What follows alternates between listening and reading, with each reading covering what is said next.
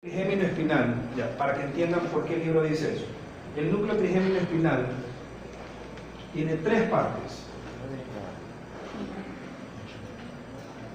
Una parte rostral, que es la que está en relación con el puente caudal, o sea, lo que están diciendo ellos. Una parte interpolaris, que es la parte intermedia, y una parte caudal. Pero esta parte caudal es la que se relaciona íntimamente con casi toda la extensión del bulbo, entre bulbo rostral y bulbo caudal. Y precisamente esta parte caudal es la única parte, y las otras dos no, que tienen laminación. Eso creo que no lo dije, pero lo pensaba decir para cuando veamos núcleo sensitivo principal y núcleo motor del trigémino, pero ya en el puente. Esta parte caudal, al tener laminación, tiene las mismas láminas, por lo menos las mismas 4 primeras láminas que había en la sustancia gris de la médula espinal. La 1, la 2, la 3 y la 4. Se puede decir que son casi intrascendentes, por no decir, no se utilizan mucho, ni la 3 ni la 4, que cuando se fusionan, forman algo que se llama núcleo sensitivo propio, cuya importancia radica pero en médula espinal. Pero la lámina 1, que corresponde ¿a quién? A la capa zonal de Waldeyer, de la médula espinal, y la lámina 2, que corresponde a la sustancia gelatinosa de Rolando, estas son básicamente o tienen la misma función en el núcleo trigémino espinal que la misma que tienen en la médula espinal. Esta lámina 1 es la que recepta dolor y la lámina 2 es la que disminuye el dolor. Eso creo que ya se acuerdan. Okay. Estas láminas, en particular la 1 y la 2, están en la parte caudal. El resto, que es una proyección del núcleo trigémino espinal, puede avanzar hasta el puente bajo, pero no sirven para nada. No sé si me hago entender. O sea, están ahí, aunque les suene grosero lo que les voy a decir, por gusto, porque en realidad no tienen función alguna. ¿Sí? Ok, sigamos. Ya, entonces, repite, esa es la parte ventral, carota protuberancial y piso del cuarto ventrículo. También encontramos aquí, esta es la formación reticular, más o menos lo que voy a señalar. La formación reticular de la protuberancia. A diferencia en la que está en la vulvar, la formación reticular que está en el bulbo es más pequeña respecto a esta. Esta es más grande. En el bulbo es más pequeña. En el puente la protuberancia es más grande. Ya. También, en relación a la formación reticular protuberancial, que la acabo de señalar, se puede decir que el núcleo principal, para darnos cuenta que es la formación reticular, aunque está mal dicho creo, es esto. Es el núcleo reticular protuberancial. Núcleo reticular protuberancial, que tiene una parte caudal arriba de la línea y una parte oralis, caudalis y oralis. La parte caudalis es el reemplazo en lo que en el bulbo se llamaba núcleo reticular vulvar, núcleo reticular gigantocelular vulvar, y en el puente se llama parte caudalis del núcleo reticular protuberancial. Adyacente a la parte caudalis va a estar un núcleo reticular de células muy pequeñas, que se conoce como parvocelular, núcleo parvocelular, que es uno similar al que vimos en el bulbo. Significa que son células pequeñas, parvocelular. Ahora,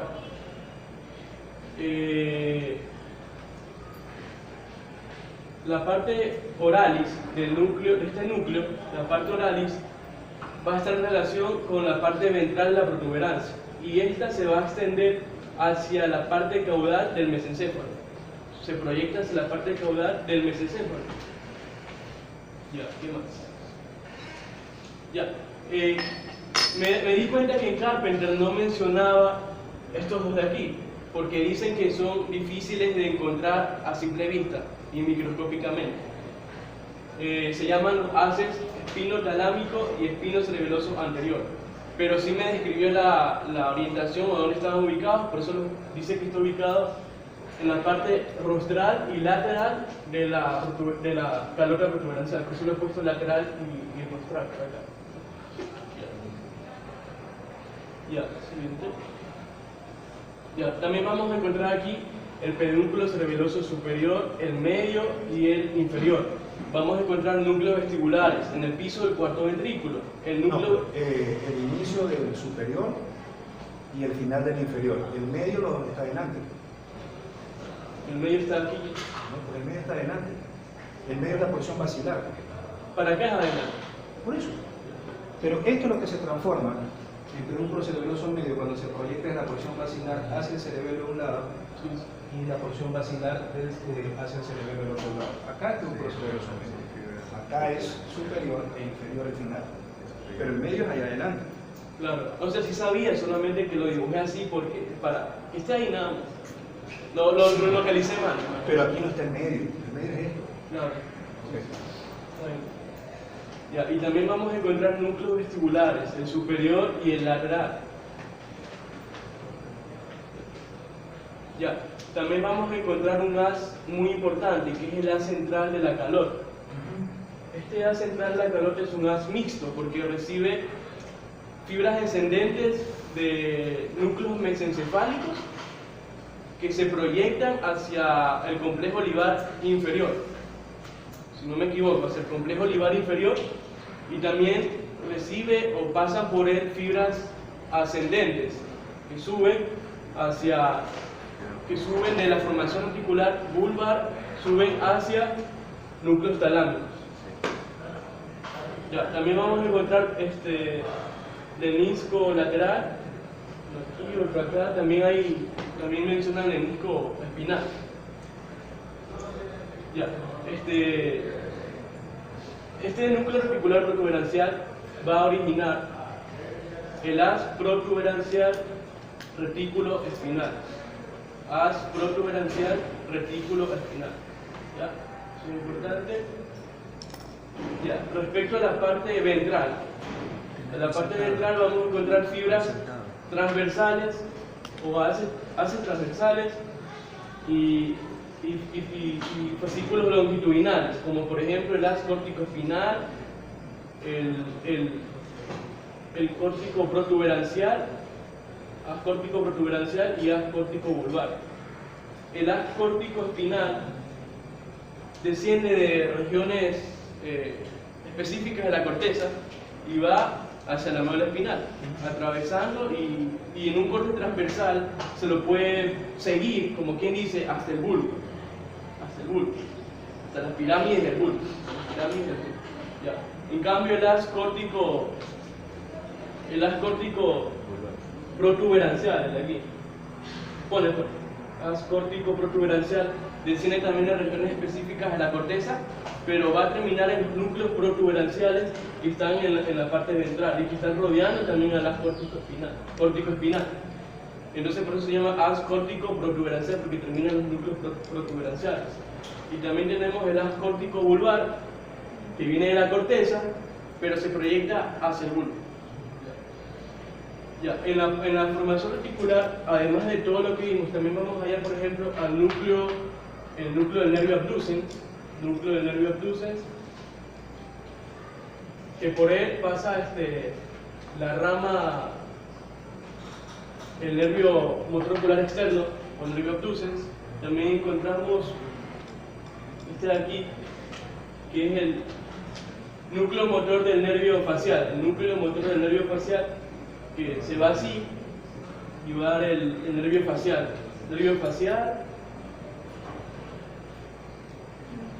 Y en términos generales, imagínense que esto que está aquí, vengo y lo pongo en este sentido. ¿Okay?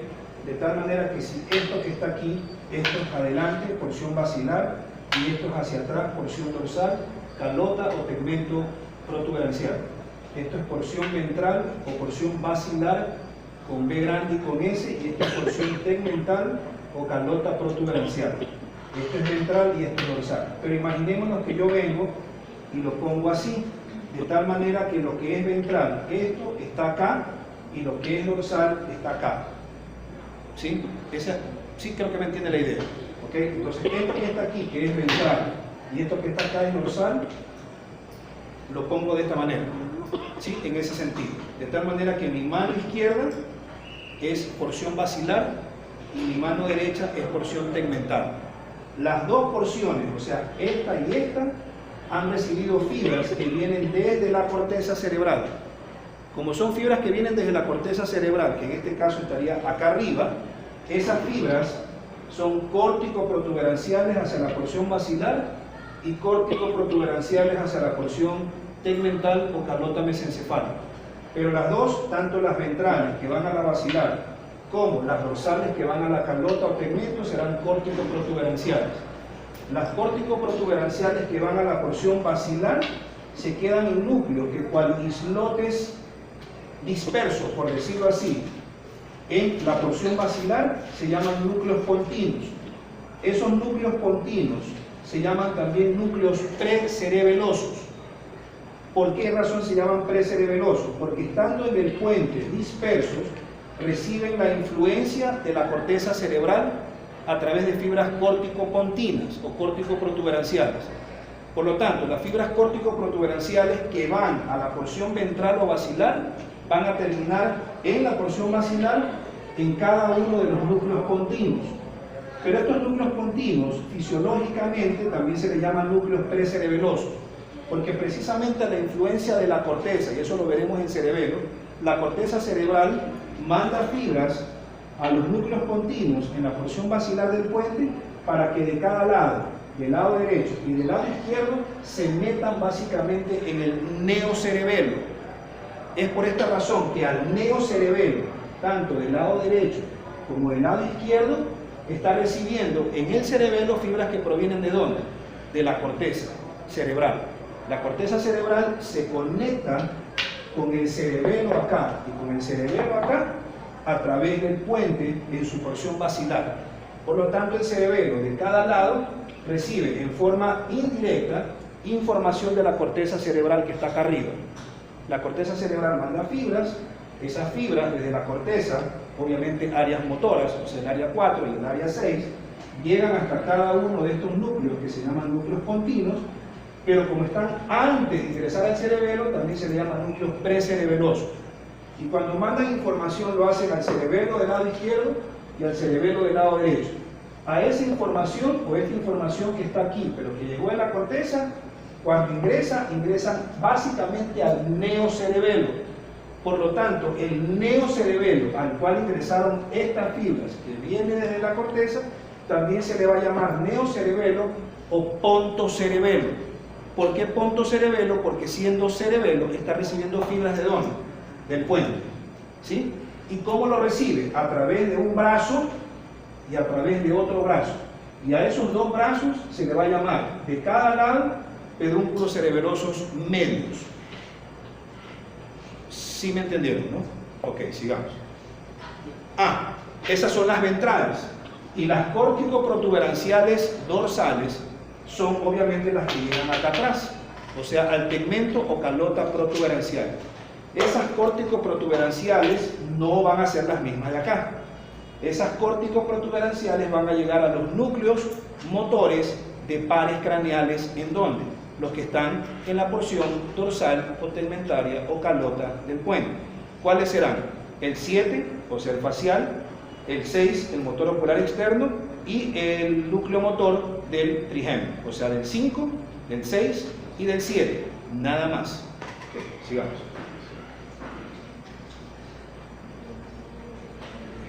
Este es el núcleo olivar superior, ya para acabar. Sigue, núcleo.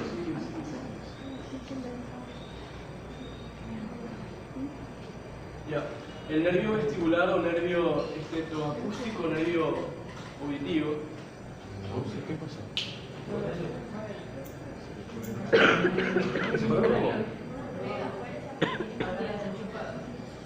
No. Sí, se escucha clarito ese aire que de ella lo sentí.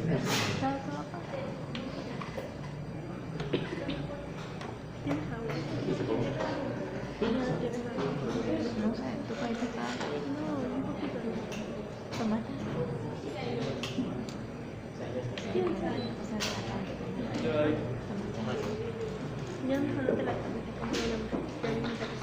No, ya. ¿Qué pasó? Se desconectó.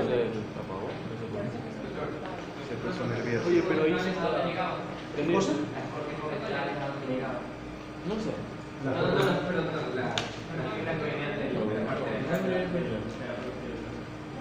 Oye, no. What? ¿Dónde está?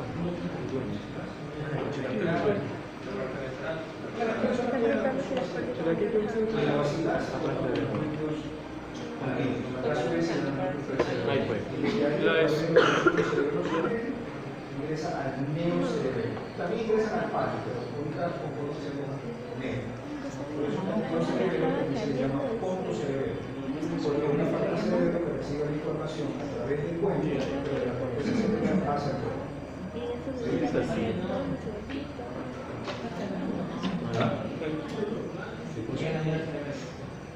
Llegan al neo y al palo, pero después vemos por qué al palo, pero no dije palo, dije neo. Pero en realidad llegan los dos, sino que ahorita para que no se confundan hasta antes de entrar al cerebelo, llegan al neo, pero también llegan al palo. ¿Sí? Okay. Ya, el vestíbulo coclear. Sí. Ya, este de aquí es muy importante con relación al equilibrio y a la orientación del espacio tridimensional. Ya. Este nervio vestíbulo coclear en el conducto auditivo interno va a estar formado por dos partes. Una parte vestibular, la parte vestibular es la que está en relación con ¿qué? Con el equilibrio y con la orientación en el espacio tridimensional que yo tengo. El segundo es la coclear, que está en relación con el control de la audición. Estos dos penetran desde el conducto auditivo interno y avanzan ya como vestíbulo coclear y van a ingresar al tronco encefálico mediante el ángulo pontocerebeloso. El ángulo pontocerebeloso. O sea, cada uno nace por separado. Este de aquí, desde el componente vestibular, y este de acá, desde el componente coclear. Cada uno de ellos, tanto el conducto coclear con el órgano de Corti, que asumo que es lo que vas a describir, y tanto el componente vestibular con el laberinto, a través de los conductos semicirculares, el ventrículo y el sacro, ambos por separado dan origen, el de acá que es el vestibular, a la división periférica real del nervio vestibular y el de acá a la división periférica real del nervio coclear. Ambos por separado, por receptores sensoriales separados, este de acá para equilibrio dinámico y estático y este de acá para la capacidad de audición. Ambos por separado se unen en el meato o en el conducto auditivo interno y cuando llegan con el propósito de periféricamente introducirse en el sistema nervioso central, lo hacen utilizando algo que se llama ángulo pontocerebeloso. Por lo tanto, cuando vean clínica o cuando vean procesos tumorales, generalmente los tumores que crecen en relación con los pares craneales a este nivel, que son el 5, el 7 y el 8, son básicamente tres nervios que en particular están en relación con este ángulo pontocerebeloso. Cuando ustedes vean en oncología o vean pacientes, van a ver que hay pacientes que tienen neurinomas. Los neurinomas son como crecimientos generalmente benignos, neurinomas. Los neurinomas son básicamente tumores del tejido nervioso que se hipertrofia, prolifera y que básicamente lo van a encontrar en lo que se llama ángulo pontocerebeloso. Ese ángulo pontocerebeloso está en relación con varios pares craneales que están en relación con el ángulo pontocerebeloso. Y en ellos tenemos al quinto, o sea, al trigémino, tenemos al 7, o sea, al facial, y tenemos al 8, que es el acústico o vestíbulo coclear. Casi siempre la mayoría de los tumores en relación con neurinomas están en relación con neurinomas del acústico. O sea, un crecimiento muy exagerado de todo lo que es fibra nerviosa, pero en relación con el nervio vestíbulo coclear. Luego le sigue en frecuencia el facial y al final el trigémino. Pero generalmente los neurinomas del acústico crecen tan brutalmente que cuando crecen dañan al mismo octavo par craneal, pero también comprimen al que está al lado, o sea, el facial, y el facial a su vez comprime al que está al lado, que es el trigémino. Y entre los tres se dañan comprimiéndose entre los tres. A eso se le llama síndrome del ángulo pontocerebeloso, porque involucra al octavo la mayoría de las veces, siguiéndole el facial y siguiéndole el quinto par craneal. ¿Sí? ¿Ok? Sigamos. Pues ahora sí hablamos de eso, del auditivo. Ya, la cóclea.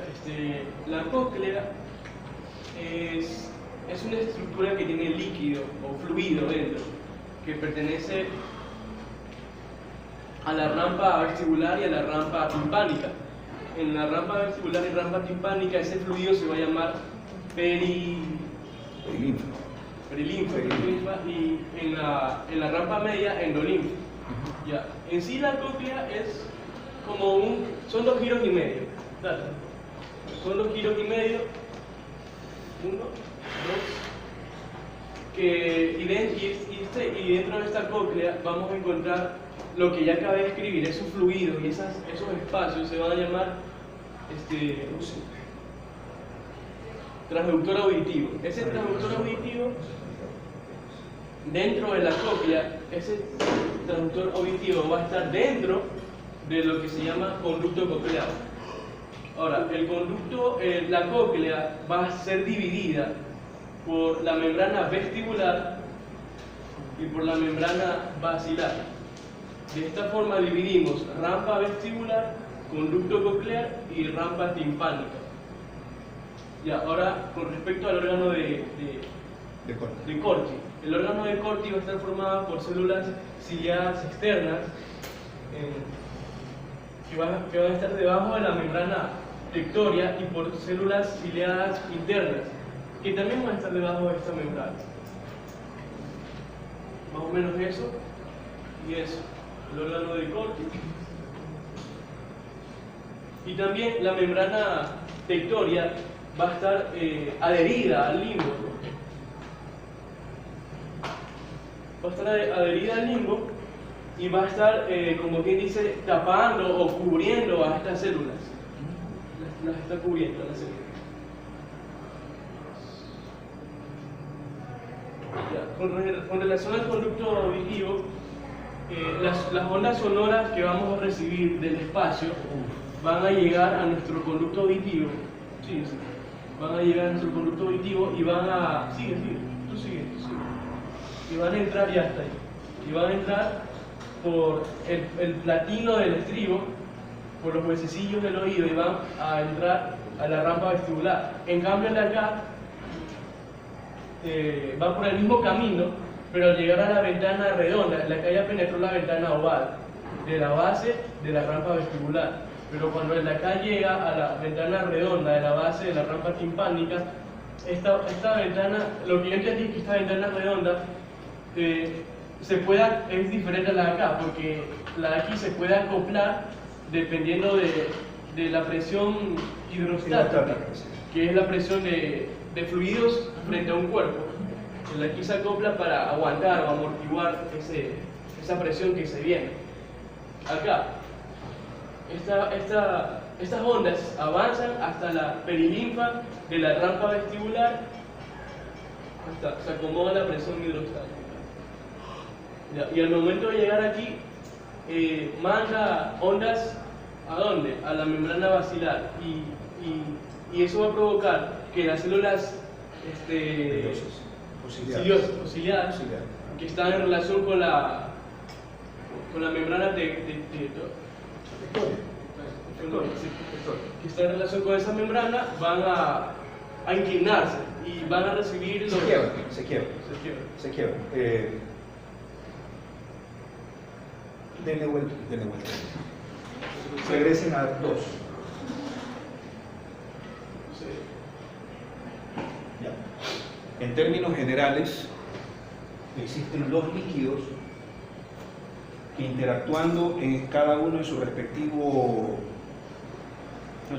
sitio que lo contiene, la interacción entre ambos es la que mantiene que una persona, independientemente de si cambia o no la dinámica o la estática de su equilibrio, evite el marearse bruscamente, a no ser que las presiones hidrostáticas de cualquiera de los dos líquidos, ya sea la perilinfa o la endolinfa, pero en particular de la endolinfa, la transgresión de la presión hidrostática, en particular de la endolinfa y menos en particular de la perilinfa, produce el mareo o el vértigo, que es lo que ustedes han tenido en algún momento de su vida. O sea, la sensación de desestabilización del equilibrio, ya sea mientras están caminando, a eso se le llama equilibrio dinámico, o si están estáticos y los están moviendo ustedes, y a eso se llama desequilibrio del equilibrio estático. Esos dos líquidos son la perilinfa. ¿Alguien tiene otro azul? Y la endolinfa. La perilinfa está contenida entre la pared del laberinto óseo y el laberinto membranoso. En cambio, la endolinfa está en el interior del laberinto membranoso. Por lo tanto, están separadas. Repito, la perilinfa está contenida como líquido entre la pared del laberinto óseo y el laberinto membranoso. En cambio, la endolinfa está ubicada en el interior del laberinto membranoso. Por lo tanto, están ubicadas en sitios distintos, pero ambos están en el mismo conducto coclear. ¿Qué es el conducto coclear? O cóclea o caracol es básicamente un espacio real que en su interior alberga algo que se llama órgano espiral o de Corti. ¿Okay? Esta perilinfa y endolinfa, estando en sitios aledaños, pero están súper bien separados por laberintos. En este caso, lo que les acabé de decir, el laberinto óseo y el laberinto membranoso. Pero la perilinfa está entre el óseo y el membranoso, en cambio la endolinfa está en el interior de las dos paredes del laberinto membranoso. Eso hace que la endolinfa tenga una relación directa con el espacio subdural. Y al estar en una relación directa con el espacio subdural, está bañando el interior del conducto coclear, o sea, esto que está aquí, el conducto coclear. Pero también está bañando al laberinto. ¿Y qué es el laberinto? Mientras el conducto coclear es el espacio real que alberga al órgano espiral o de Corti, este conducto coclear con su contenido, el órgano espiral o de Corti, se encargan de la audición, bañado por endolinfa, pero en cambio el laberinto se encarga de lo que es el equilibrio. En cambio, la perilinfa está en relación muy íntima con el espacio subaracnoideo. Y lo que hace es bañar a la rampa vestibular y bañar a la rampa timpánica. Por lo tanto, esto que está aquí, conducto coclear, estará bañado por endolinfa. En cambio, esto que está aquí, rampa vestibular y rampa timpánica, será perilinfa. Están prácticamente unidas en el mismo espacio, pero separadas.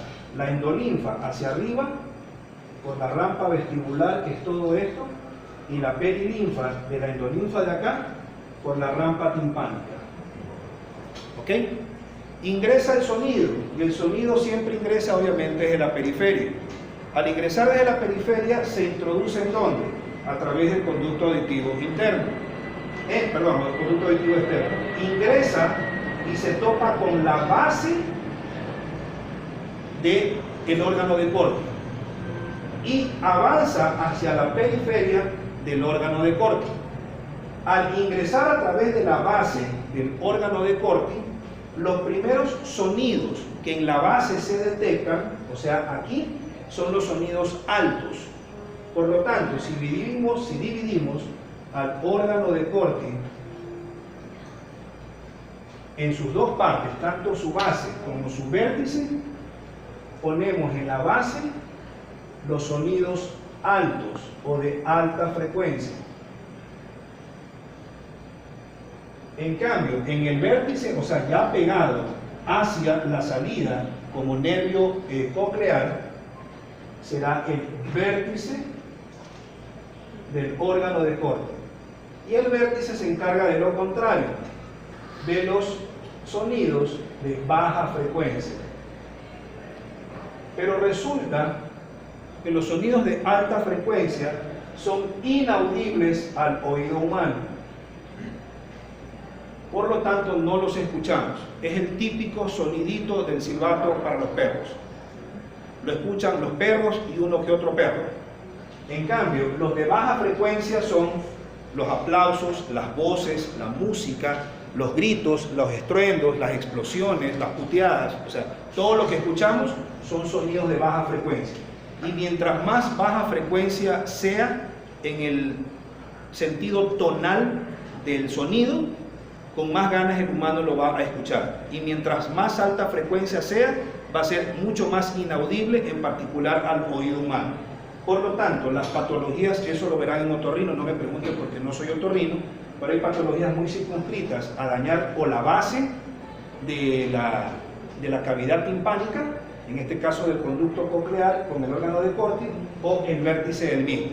Obviamente las patologías que dañen más el vértice van a ser mucho más productoras de sordera o de hipoacusia en el humano, porque obviamente en el humano el vértice es el que funciona en relación con los sonidos de baja frecuencia, o sea, los que sí son audibles al oído humano. El sonido entra y se topa con esto que está aquí, que se llama órgano espiral u órgano de corte. Ese órgano espiral u órgano de corte tiene a su vez dos células.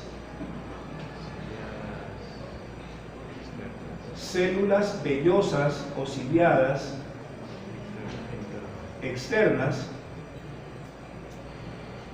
que son aproximadamente en número de 15.000 para cada oído, o sea, para cada órgano de corte, y también un grupo de células vellosas o ciliadas internas, que son aproximadamente 3.500 para cada órgano de corte. ¿Quieres seguir? No, sí. Okay. Las células ciliadas externas, imaginémonos que son estas. Yo soy pésimo para dibujar, por si acaso. Imaginémonos que son estas. Esto es de la computadora, ¿no? Ajá. Qué pendejo. Se me transformé en Patrick Swayze, el de Ghost. No podía borrarlo. ¿Se han visto Ghost? ¿Se han visto Ghost? ¿Sí han visto Ghost? Sí, ya. Sí. No. Es que cada vez que escucho a estudiantes que dicen no he visto, me siento re viejo. O sea, ¿sí han visto Ghost? La de Patrick Swayze y Demi Moore. Ajá. ¿Cuál? Ajá, sí, sí. La del fantasma, la de...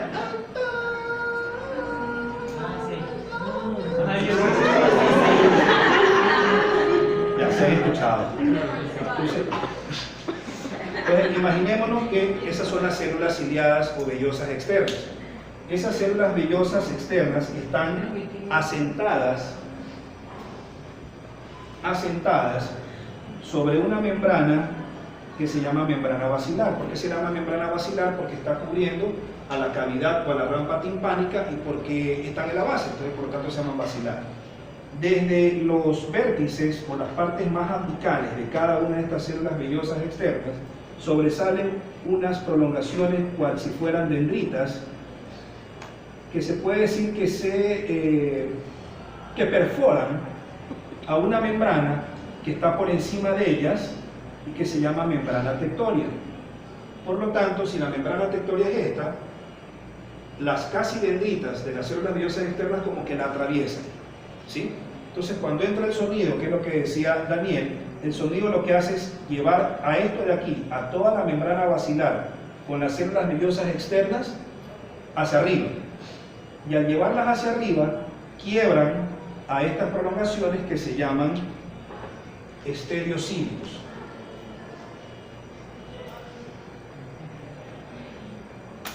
Me van a preguntar por qué las personas con mucha edad tienen sordera. Es por eso, porque las personas con mucha edad suelen perder estos estereocílicos.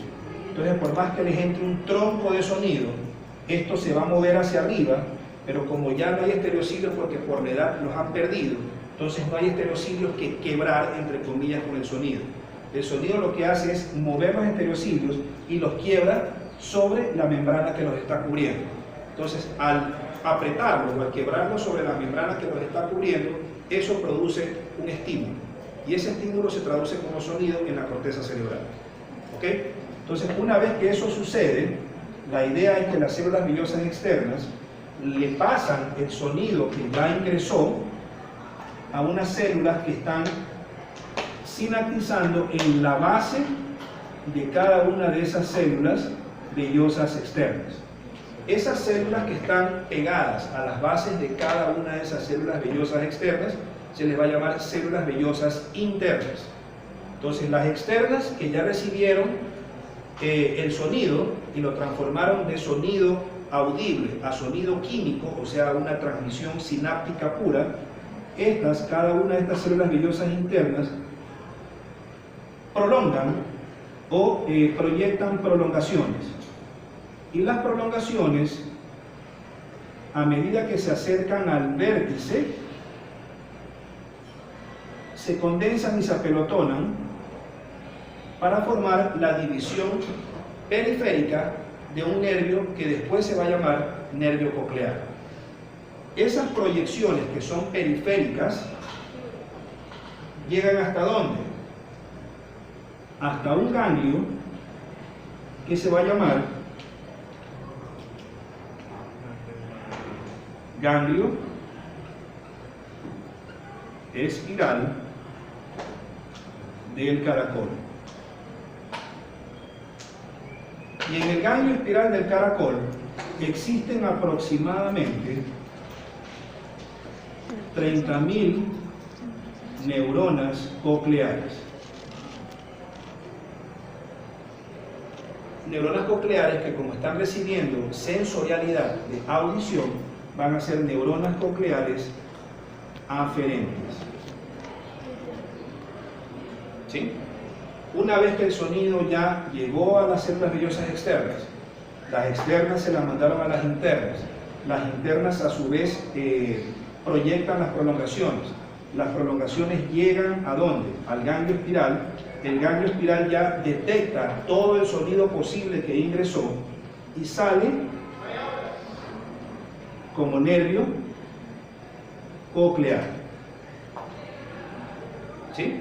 Pero sigue siendo periférico.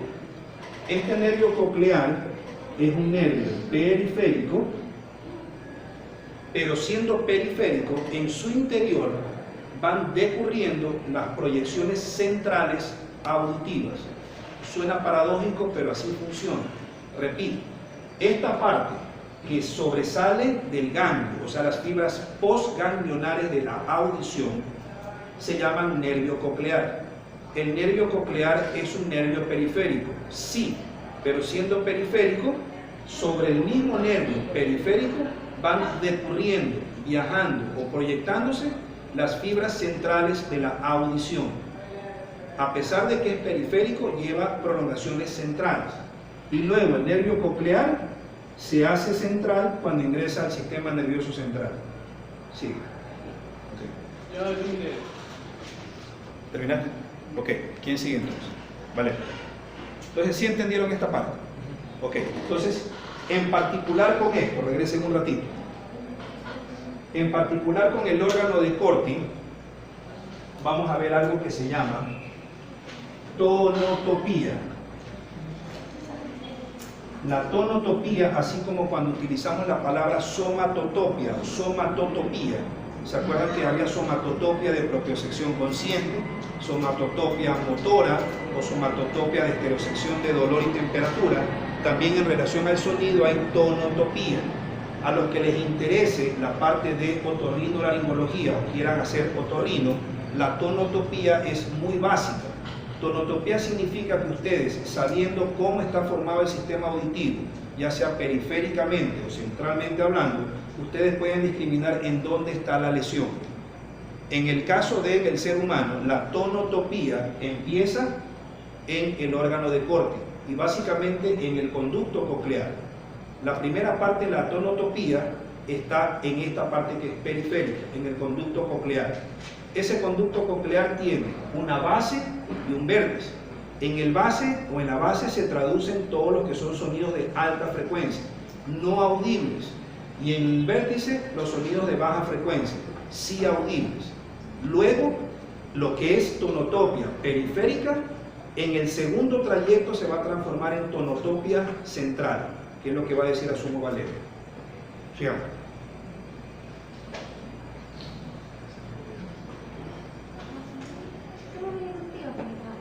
Sigue, ¿Qué dice ahí? Aproximadamente 30.000 neuronas.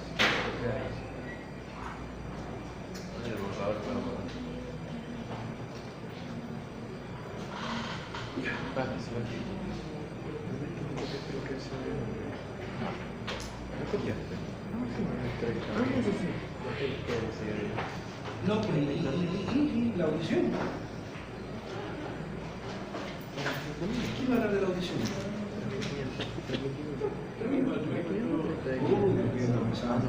Ahí son 30.000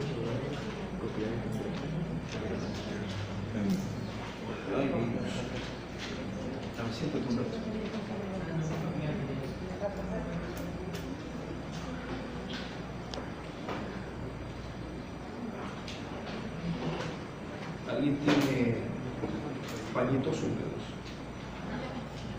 Sí.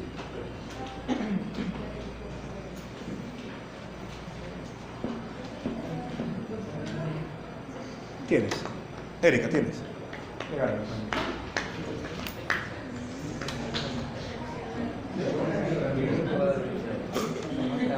No se grabó nada, ¿verdad? Sí, No grabó. sigue grabando. ¿Por qué?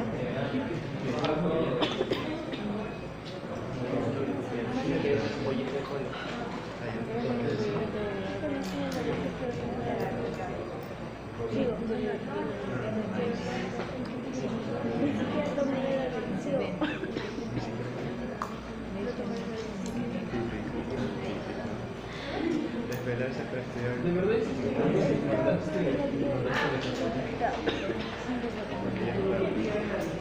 Que te aplaudan.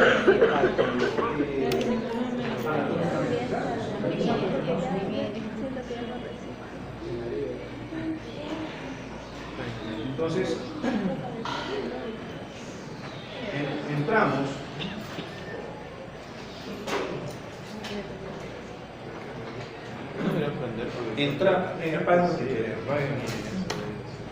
Si alguien tiene marcadores, préstele, que ya están felices. Entonces, ya pasamos la cóclea. Entonces, este es el nervio. Este es el nervio coclear. El nervio coclear procede ¿de dónde? De esto que se va a llamar conducto coclear. Y dentro del conducto coclear está el órgano de corte. ¿Sí? Entonces todo esto, conducto coclear, órgano de corte, bla, bla, bla, es el caracol propiamente dicho. Entonces el caracol es como quien dice la primera proyección periférica en relación con la audición. Luego del caracol se forma el nervio coclear, o sea la segunda parte, pero sigue siendo periférico. Luego el nervio coclear se introduce en el puente. Y cuando se introduce en el puente,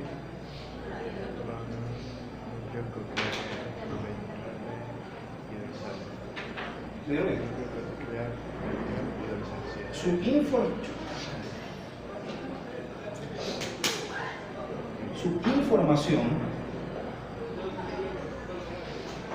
se divide o se proyecta a dos núcleos.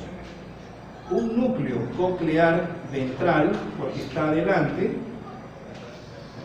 y un núcleo coclear dorsal, porque está atrás. ¿Alguien tiene otro?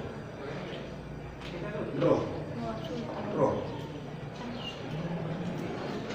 Bueno, un núcleo coclear ventral porque está adelante y un núcleo coclear ventral porque está atrás. Perdón, dorsal porque está atrás. Cada uno de estos núcleos, a su vez, se subdivide en dos partes. Una parte ventral, entonces este será el núcleo coclear ventral en su parte ventral, y este será el núcleo coclear ventral en su parte dorsal. En cambio, este de acá será el núcleo coclear dorsal en su parte ventral, y este será el núcleo coclear dorsal en su parte dorsal. ¿Sí o no? Repito, hay dos núcleos.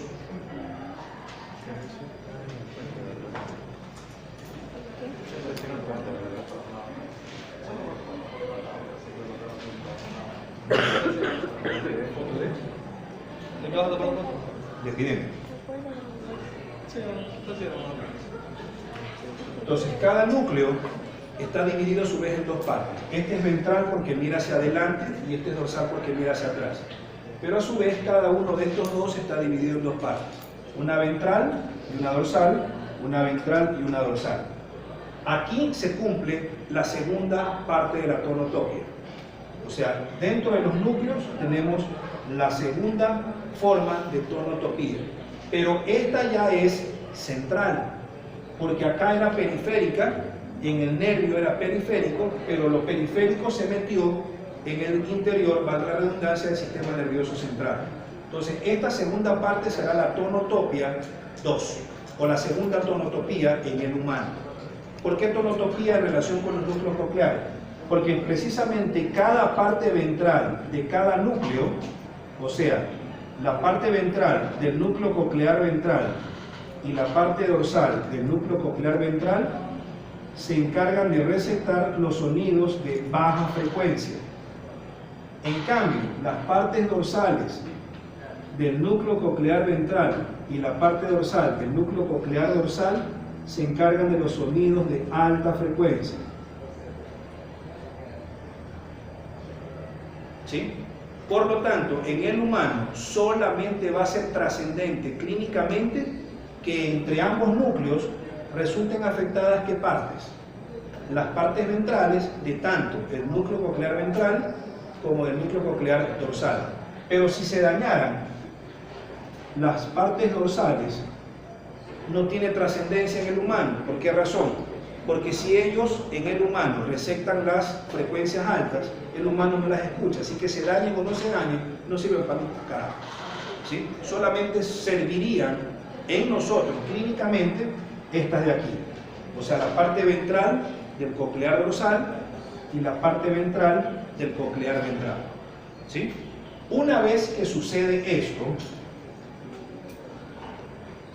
cada uno de ellos origina proyecciones que se llaman estrías acústicas o auditivas, y como son posteriores al nervio coclear, se llaman estrías acústicas o auditivas secundarias. Por lo tanto, estas vías que se llaman estrías van a ser vías secundarias de la audición. Ok, el núcleo coclear ventral origina una estría que se llama estría acústica o auditiva ventral. Pero imaginémonos que este es nuestro lado derecho y que vamos a cruzar la línea media. Y esta es la línea media. Por lo tanto, esto será la derecha del puente y esta será la izquierda del puente, dividido en dos mitades exactamente iguales. ¿Ok?